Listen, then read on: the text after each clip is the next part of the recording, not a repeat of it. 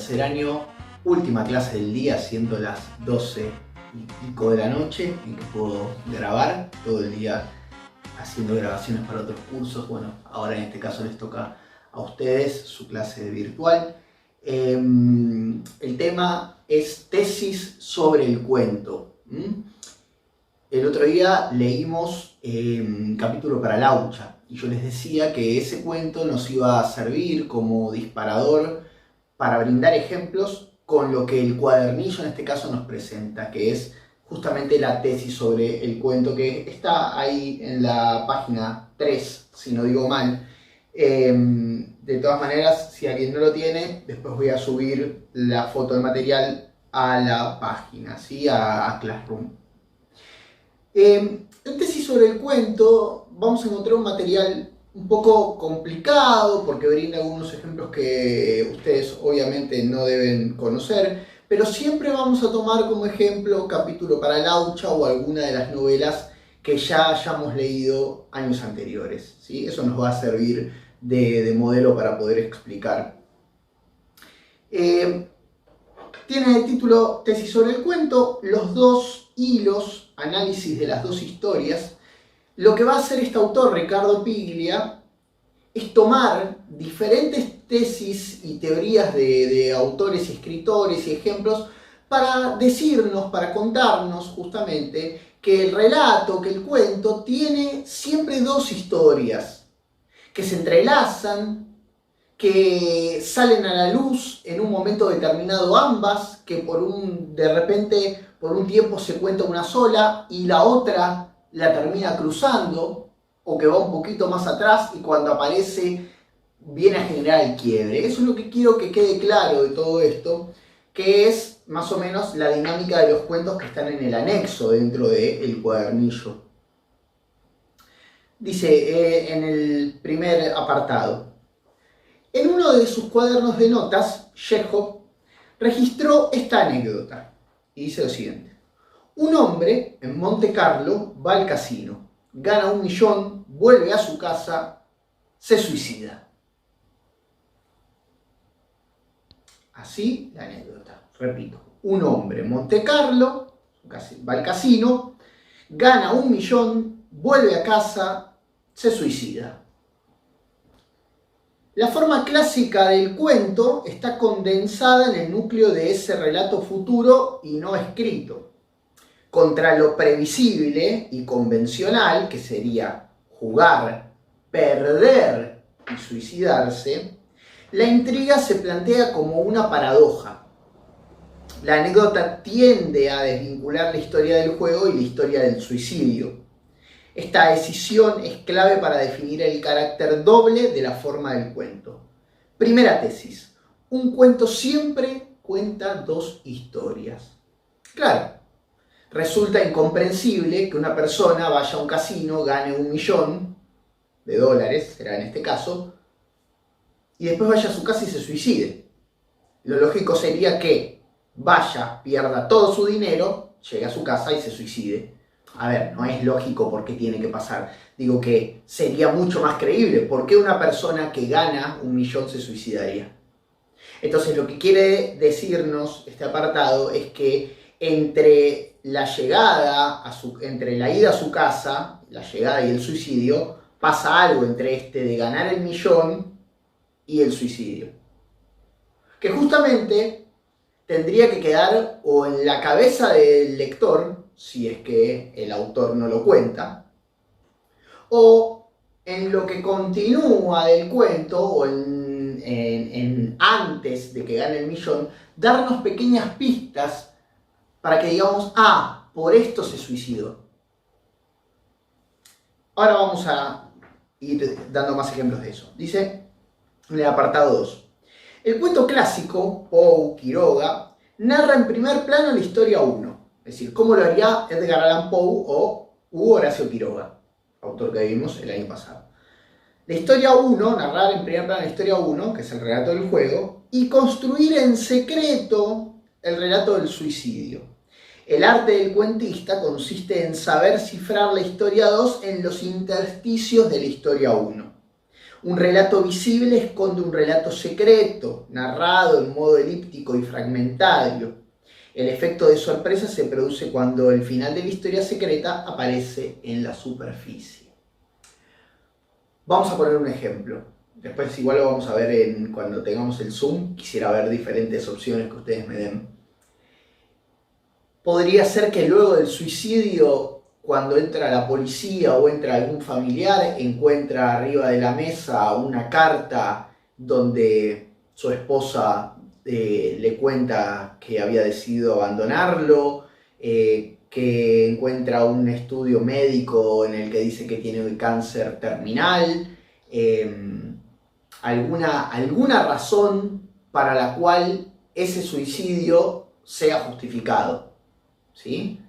Digo, si no lo va a hacer así en el final, si quiere meterlo en la historia 1, en la parte del juego, como dice Poe y Quiroga, por ejemplo, decir que recibió una llamada, en el momento que estaba apostando recibió una llamada, y que esa llamada podría tener que ver con ese estudio médico que se encuentra en el final, o que se tocó el pelo y se quedó con un mechón de pelo en la mano, caso de una enfermedad terminal.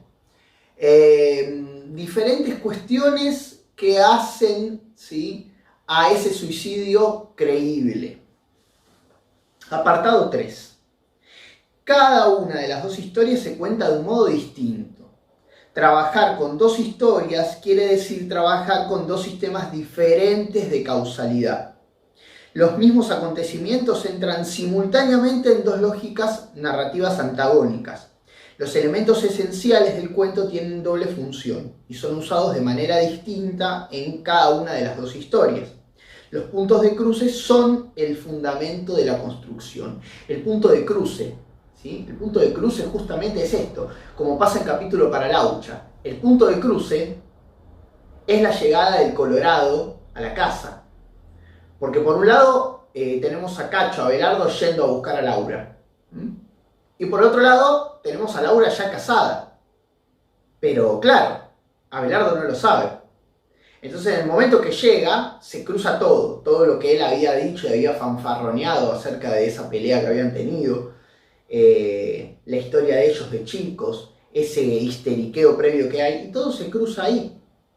Cuando sabemos la historia del casamiento, sabemos que Abelardo se fue en su momento y que Laura, de alguna manera, para vengarse de él, se casa con Fosforito, con este Oscar, ¿sí?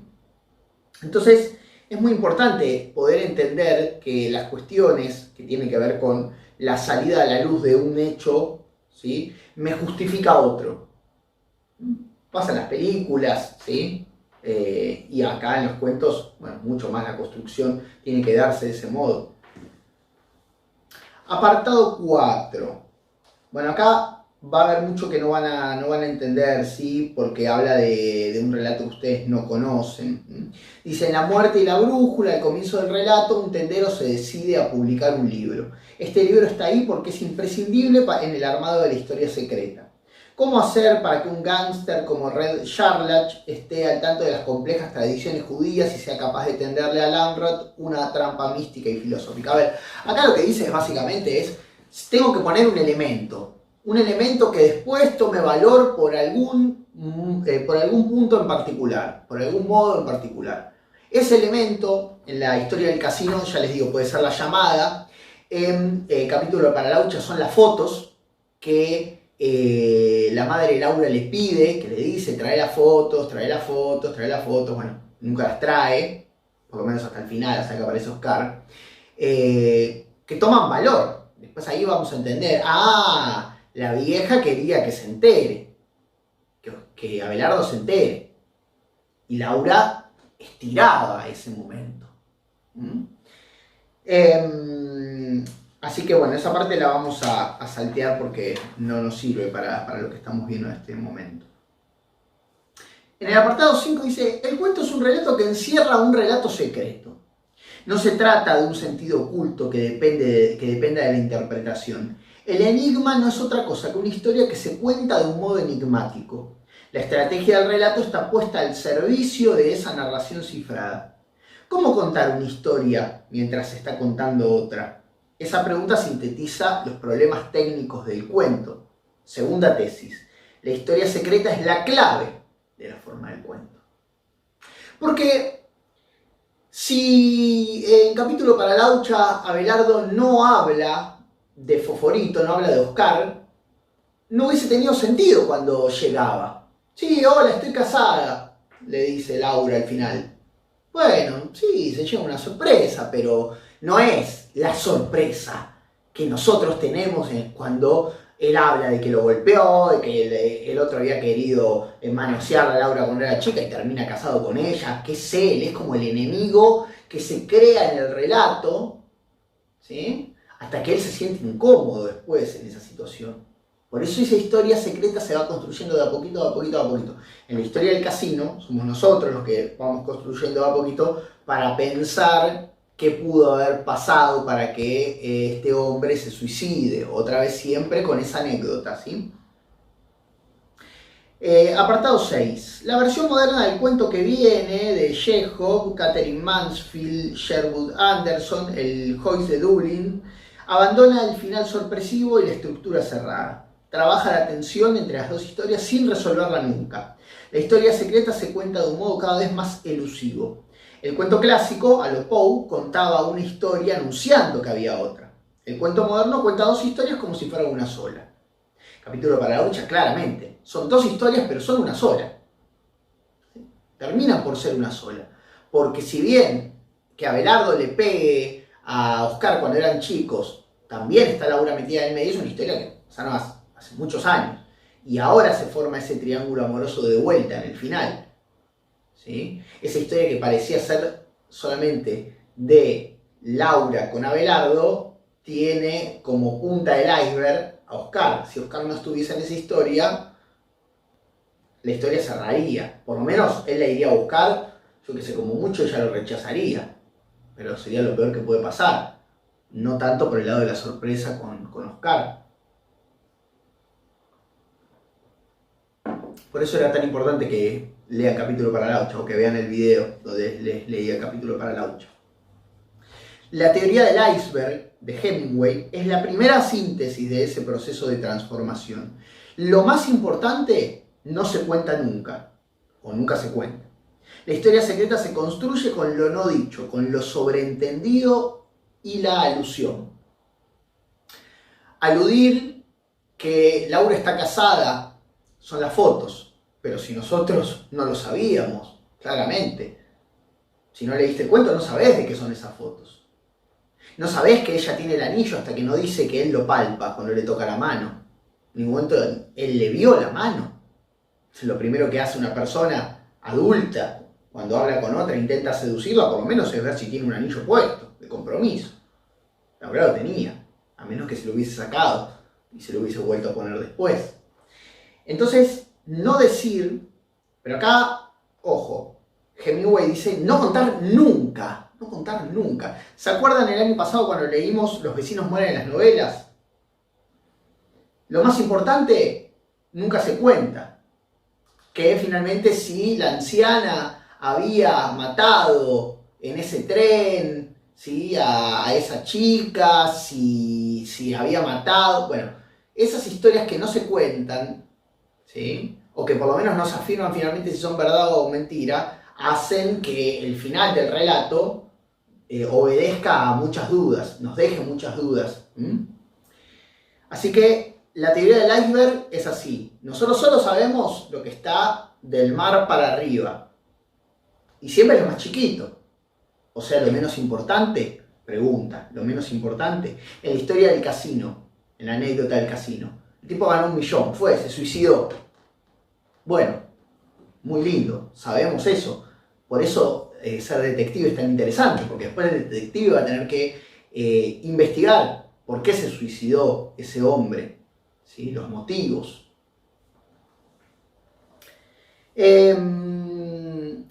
A ver, si el apartado 7 nos sirve. Sí, dice, el gran río de los dos corazones uno de los relatos fundamentales de Hemingway, cifra hasta tal punto la historia 2, Los efectos de la guerra de Nick Adams, que el cuento parece la descripción trivial de una excursión de pesca. Hemingway pone toda su pericia en la narración hermética de la historia secreta. Usa con tal maestría el arte de la elipsis que logra que se note la ausencia de otro relato. La elipsis es ocultar algo a propósito, ¿sí? Porque creo que no es necesario mencionarlo. Entonces dice, ¿qué hubiese hecho Hemingway con la anécdota de Chekhov, con la del casino? Narrar con detalles precisos la partida y el ambiente donde se desarrolla el juego y la técnica que usa el jugador para apostar y el tipo de bebida que toma. No decir nunca que ese hombre se va a suicidar, pero escribir el cuento como si el lector ya lo supiera. Obvio, ustedes no son escritores, yo más que algunos cuentos y alguna cosita, alguna poesía, alguna canción no escribí, por ende el arte de poder escribir y sorprender, no es tan sencillo sorprender y la manera de sorprender. Podríamos pensar que el cuento se escribe con un hombre que juega, pero juega las fichas como si fueran las últimas, hablar de las fichas como las últimas, hablar del trago como lo último, recordar que ese trago lo pedía solamente para días en donde sentía deseos de suicidio, no, porque sería muy obvio, cuando tenía muy malos días, cuando caía en depresiones muy profundas, cuando sabía que iba a caer en depresiones muy profundas, cuando tenía malos presentimientos. Hablar de eso para poder después justificar, insisto, el suicidio. La manera en que se escribe y describe, esa partida de juego. También depende de lo que juegue. Se podría hablar de la ruleta para después llevar la ruleta rusa, que es algo que tiene que ver con el suicidio. Las cartas, para, mezclar una carta de la muerte en el medio. Es difícil, insisto, no es fácil pensar en cómo se escribiría eso. En el apartado 8 dice, Kafka cuenta con claridad y sencillez la historia secreta y narra sigilosamente la historia visible hasta convertirla en algo enigmático y oscuro. Esa inversión funda lo kafkiano. La historia del suicidio, la anécdota de Chekhov, sería narrada por Kafka en primer plano y con total naturalidad. Lo terrible estaría centrado en la partida. ¿Sí? Justamente narrar la partida en la que él apuesta, en la que él juega de un modo cada vez más oscuro. Podría estar en un casino donde está metida la mafia, donde esté jugando con las vidas de otras personas, donde él sabe que si gana salva su vida, pero al perder de repente se entera después que apostó la vida de un ser querido. Estoy tirando por tirar, insisto, nuevamente. Pero tener en cuenta esto, siempre cómo vamos llevando el relato adelante y la manera en que después, esto cuando uno se pone nervioso tratando de contar una historia, ya estoy pensando en el suicidio y el casino, después la manera en que tenemos ese suicidio en el capítulo para la lucha, cómo aparece Oscar y la cara que pondríamos nosotros como protagonistas de ese relato, hace que veamos en la manera de contarlo si está bien llevado o no. El capítulo para la lucha está muy bien llevado. Cuando nos toque leer Patrón, que es el otro cuento, se van a dar cuenta también que usa otra estrategia, pero también con un resultado más o menos similar. Espero que esto haya quedado claro, ¿sí? Porque es muy importante para lo que vamos a ir leyendo de ahora en más. ¿Sí? Esto yo quiero que lo tengan muy presente, ¿sí? Dudas y todo lo que tengan, guárdenlas para el día viernes, que tenemos nuestra clase de Zoom para charlar sobre todo esto, ¿sí? Les mando un abrazo afectuoso y después seguiremos trabajando. Nos vemos tercero.